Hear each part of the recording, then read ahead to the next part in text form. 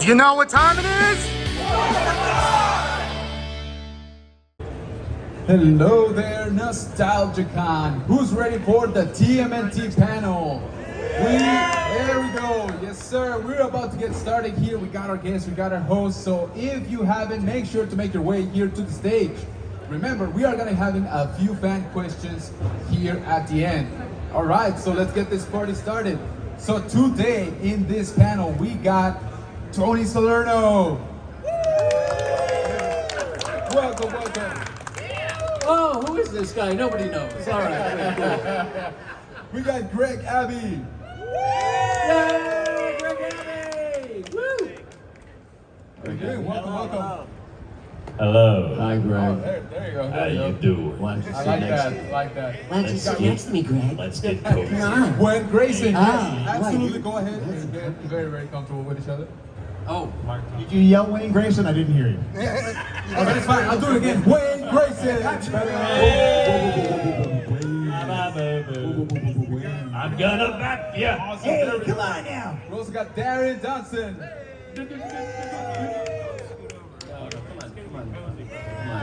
And we also got, last but absolutely not least, Mark Thompson. Welcome, welcome. With one of the dopest shirts I have seen all day.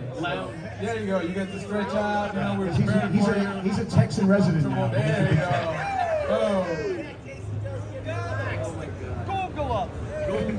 How you guys enjoying so far? How's Nostalgicon San Antonio for you guys? Really nostalgic. All right, so do we actually have any Texas residents here?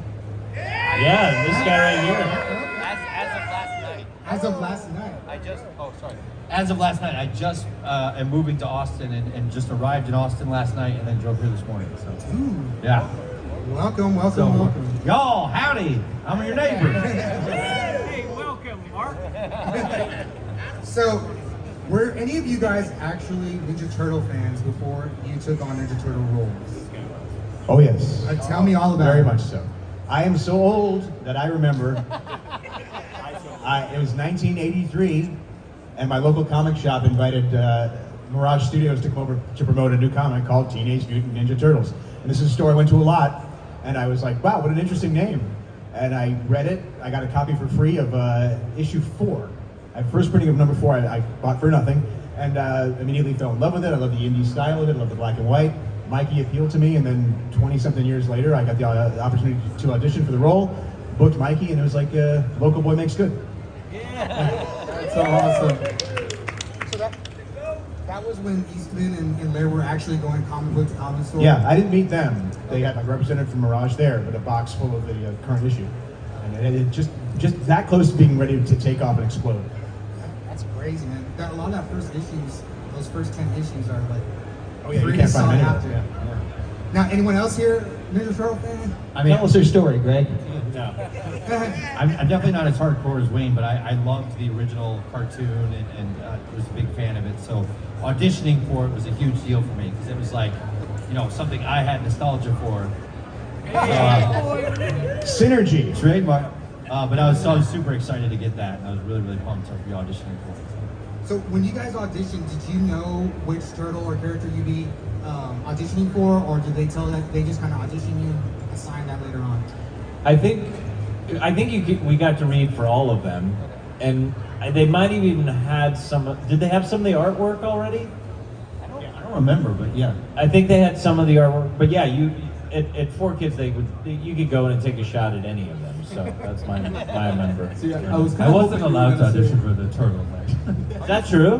Well, I read for Splinter and Shredder, and then I think they kind of knew, or put you in a box that they thought you would be comfortable. I would have liked to read for the, but anyway, so yeah, that was sort of the target roles, and they were like, watch the movie.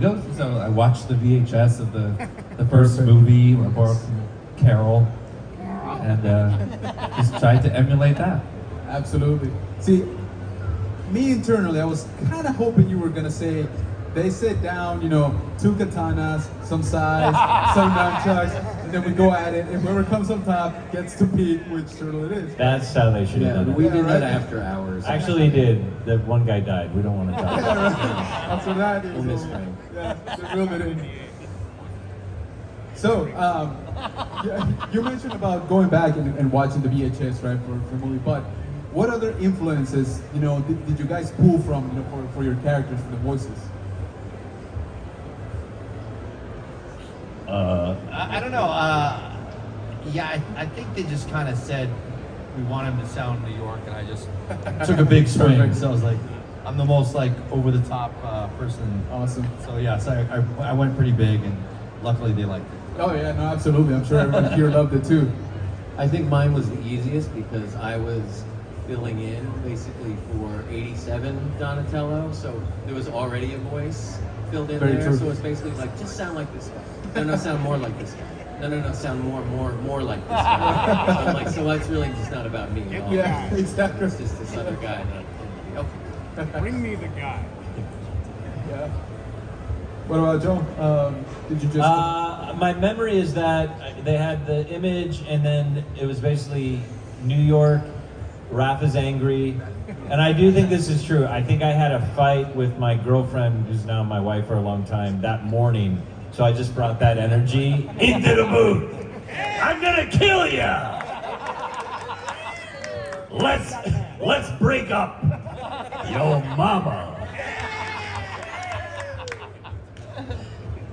So, Turtles Forever is the big movie that sort of ended the series, or that particular series. When they approached you guys about that project, what were you guys thinking about? Yay, more work.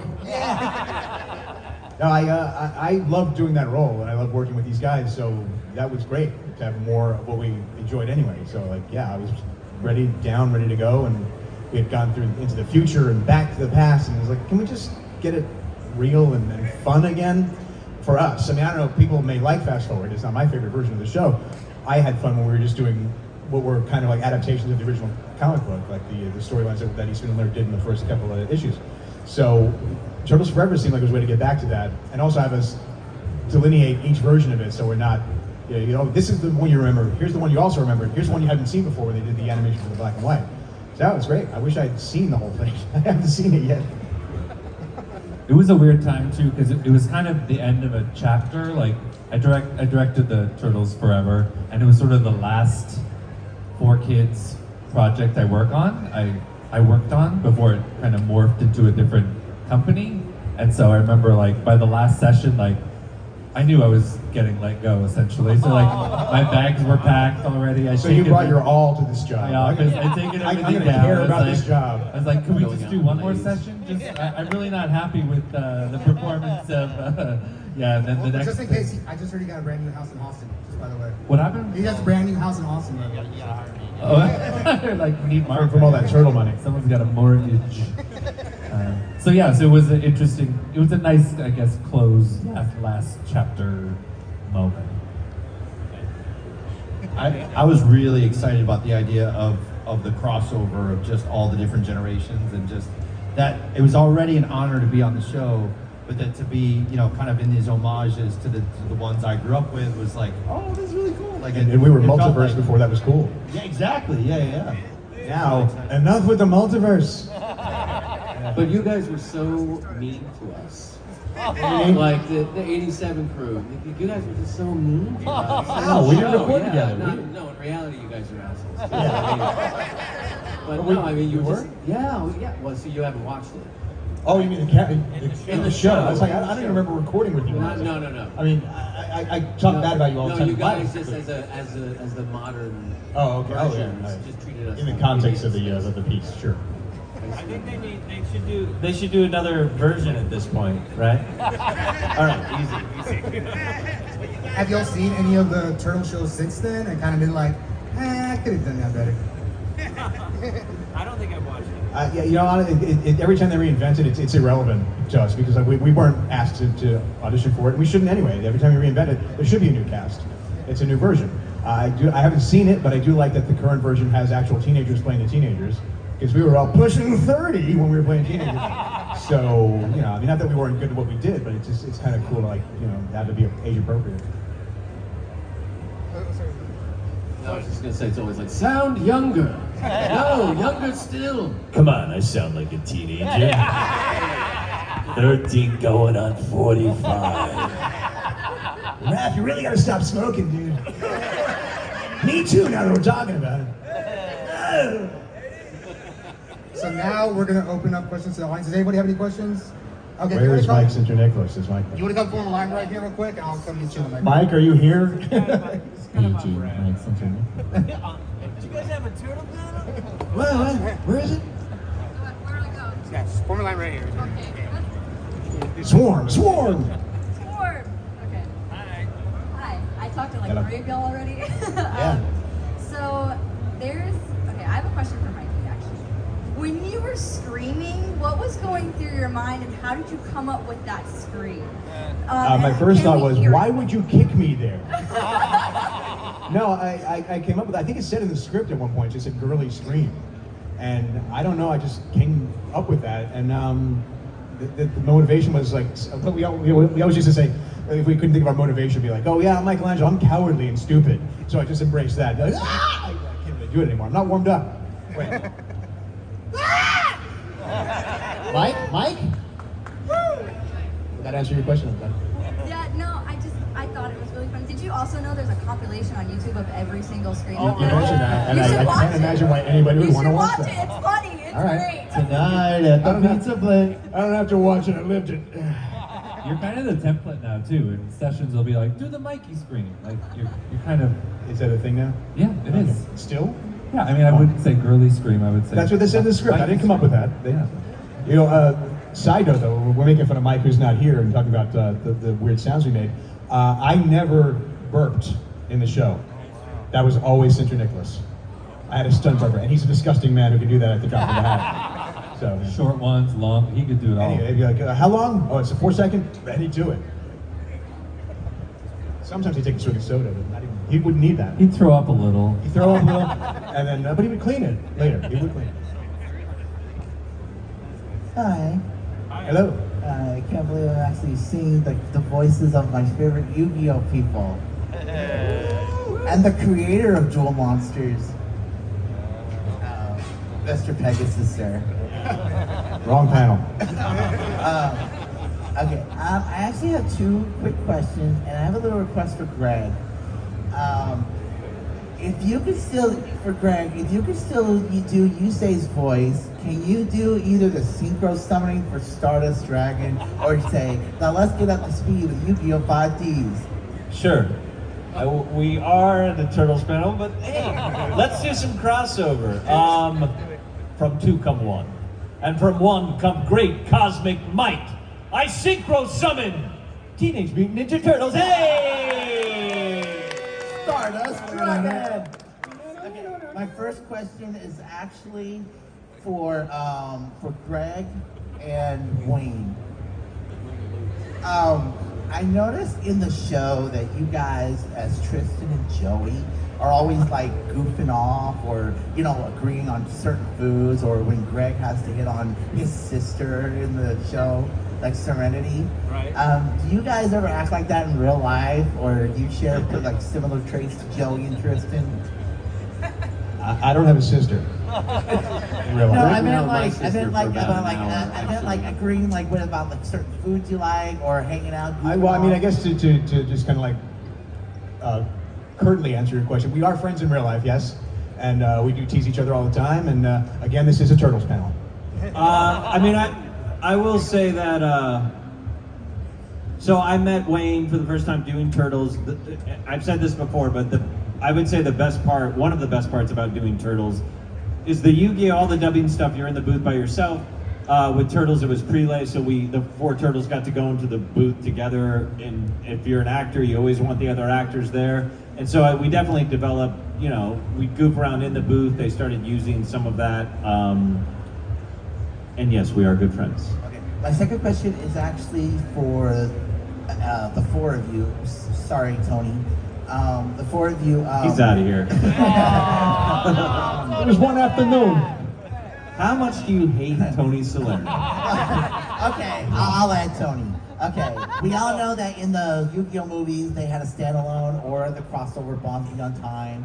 And if they could do like another movie of that, like to add the other series like Archie and Zexel and all that, if your characters were in it, what would you want them to do in the movie? Like have more screen time, you know, something that wasn't shown. I'd like to see Mai and Joey actually get together. That'd be nice. I would just be glad to do another anything with the people that we all worked with would be great, and call it Teenage Mutant Ninja Turtles. I want Duke to invent another game and come back out of retirement and not be a waiter. Oh, I want Tristan to get to duel finally. That's what I want. Sit down. Can I? You guys, yay, friend. I just want Pegasus to be in the movie. Like, come on, like, not cool. Yes. Was I in a helicopter or something? Yeah. All right, we got time for one more question. Hi, how's it going, y'all? Good. As I've met some of y'all already, you already know I'm a huge 03 Turtle fan. Been a fan since 6 years old, 26 now. Just curious, just because I've already gone on every fandom and everything I can think of. I'm just curious, what do y'all think y'all's characters' favorite music might have been? That is a good question that we've never gotten before, I think. I don't know, I've never. I'm gonna go Raph, AC/DC. Joe, see, you got me all confused. Mikey, let's say he's like hair metal from the 80s. Yeah, Casey Jones, I don't know, Metallica maybe? Something like Enya or like Smooth jazz. movie here at a pool in Los Angeles kind of thing. Donatello probably like the Bee Gees. Yeah. I see that. That was a great question. Thank you for that. Turtles forever. Yeah. Turtles Forever is right. And with that, we are gonna wrap this panel, guys. So thank you so much to our awesome guests who have done incredible. Thank you guys. Thanks for watching. Thank you so much for having fun. Thank you In the to green. the audience for the questions, guys. Remember, we do have more panels later on today. And be sure to stop by and say hi in person to all these awesome guests here today. They will be here today, pretty much throughout the weekend. So make sure you stop by. So thank you again, and we'll see you on the next one. Thanks, guys. Thank you.